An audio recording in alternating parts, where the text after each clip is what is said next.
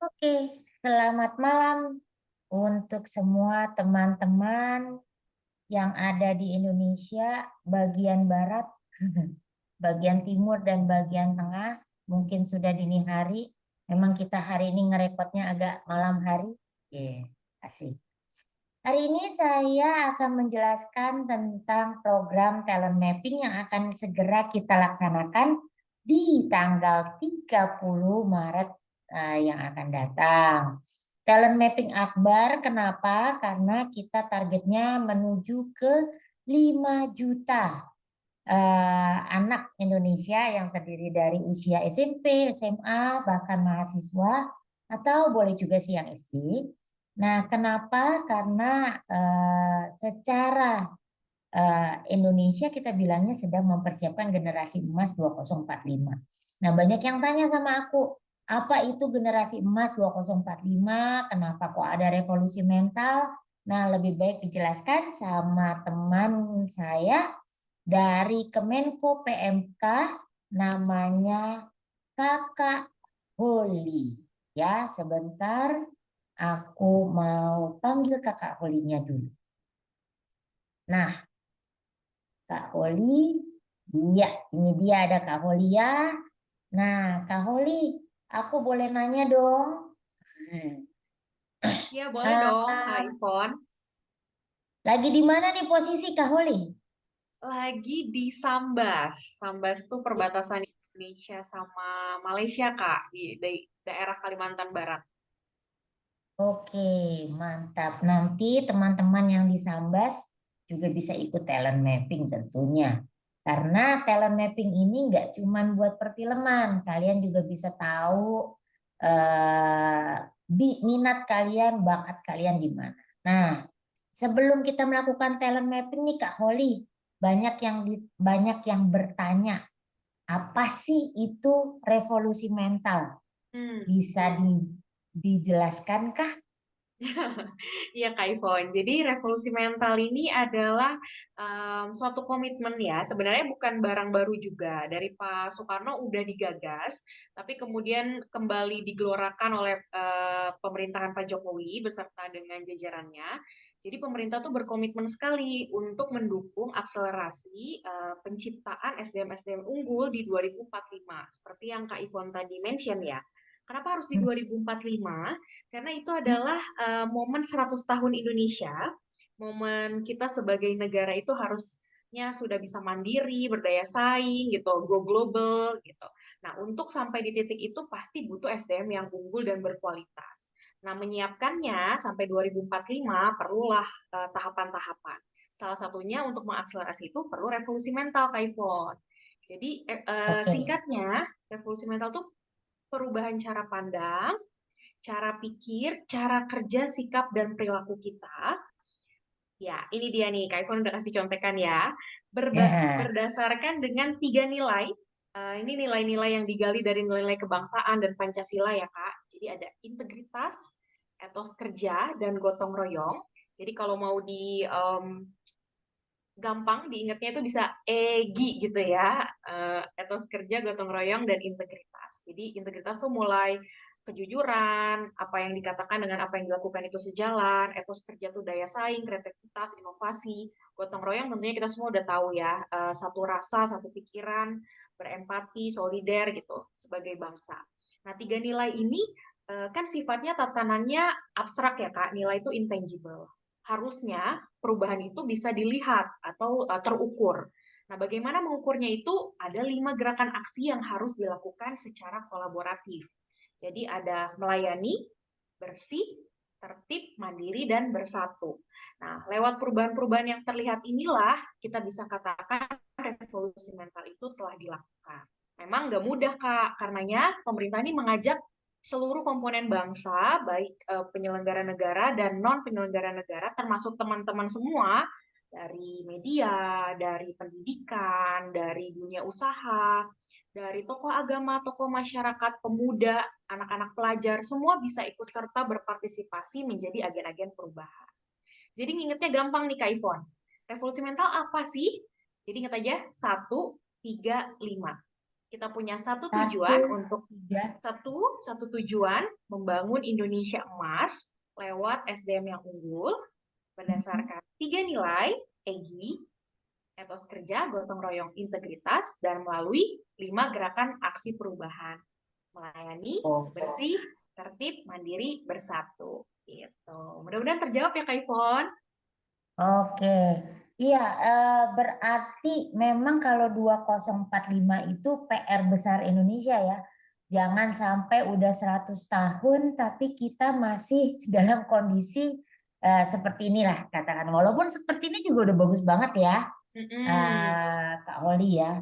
Ya, Nah, kalau memang generasi 2045 itu berarti kalau kita kurangin dengan tahun yang sekarang itu 2023, itulah sebabnya kenapa yang disasar adalah anak-anak SMP, SMA, begitu ya Kak? betul. Betul. Hmm. Ada sekitar 22 tahunan lagi ke depan, Kak. Nah, ini sebenarnya Oke.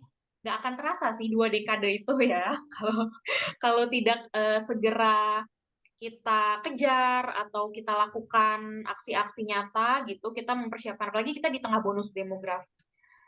Kalau misalnya generasi muda kita tidak dikembangkan atau dibantu untuk diarahkan potensinya, talentanya, gitu. Sayang banget generasi muda kita itu nanti tidak mencapai tujuan pembangunan bangsa.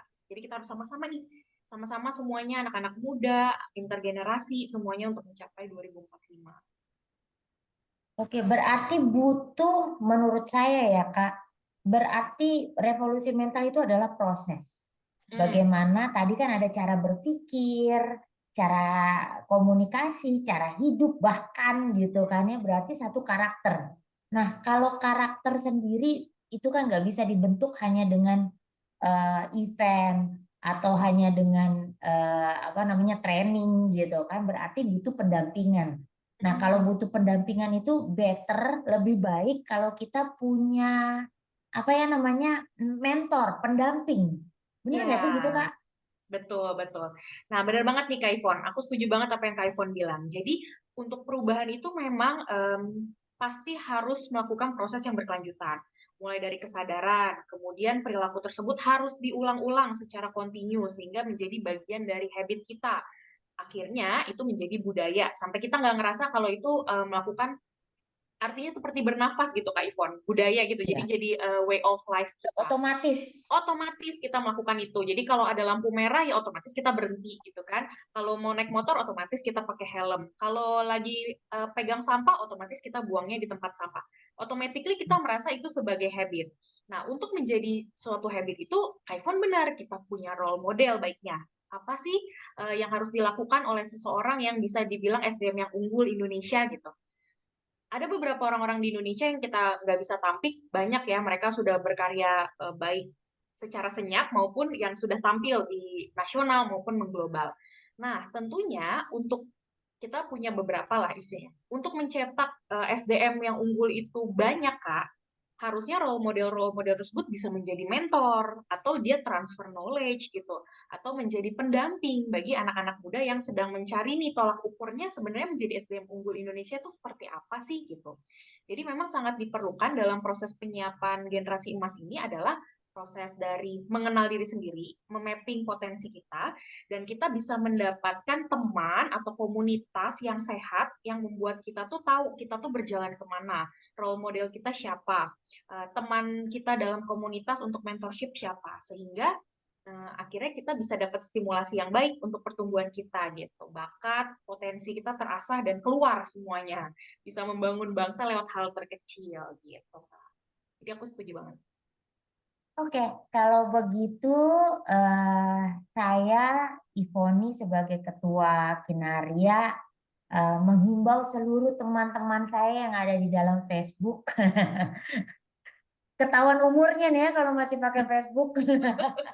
Ya, Yang ada saya di juga. dalam Facebook, saya yakin Bapak Ibu semua yang ada di sana, kakak-kakak semua yang ada di sana, tentunya sudah menjadi orang tua yang hebat buat anaknya masing-masing. Untuk itu, yuk kita gabung untuk menjadi mentor revolusi mental. Kita ciptakan anak-anak kita yang memiliki karakter, yang yang berkualitas, yang mengoptimalisasi potensi atau kemampuan dari diri mereka. Jadi karena setiap anak diciptakan Tuhan pasti memiliki talent yang khusus. Betul ya Kak Oli ya? Setuju. Oke, kalau gitu di captionnya sudah disediakan bagaimana cara mendaftarkan anak-anaknya secara gratis. Jadi kita akan memberikan talent mapping bekerja sama dengan Yayasan Raja Wali dan Bersemi. Kami akan memberikan talent mapping. Di situ sudah ada cara berpikir, cara komunikasi, cara teamwork, dan Iya. berbagai macam yang lainnya. Kalau nggak salah sih laporan dari talent mapping tersebut ada 13 lembar loh Kak. Jadi cukup detail ya. Nanti akan ada segmen khusus menjelaskan apa sih hasil dari talent mapping tersebut. Tapi pastikan untuk teman-teman Facebook saya, yuk bantulah kami untuk menjadi mentor. Kita dampingi anak-anak Indonesia untuk siap menjadi generasi emas 2045.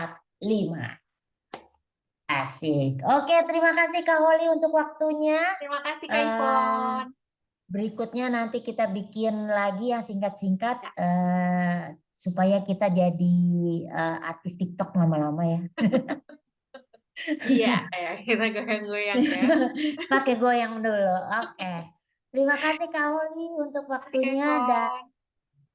selamat istirahat Selamat tentunya. istirahat. Dan kita berdoa semoga tahun ini kita bisa di semester yang pertama ini kita sudah bisa mencapai 5 juta anak yang kita latih menjadi generasi emas 2045. Oke.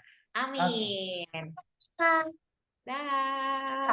Pancasila. Salam Pancasila. Ya, bye-bye.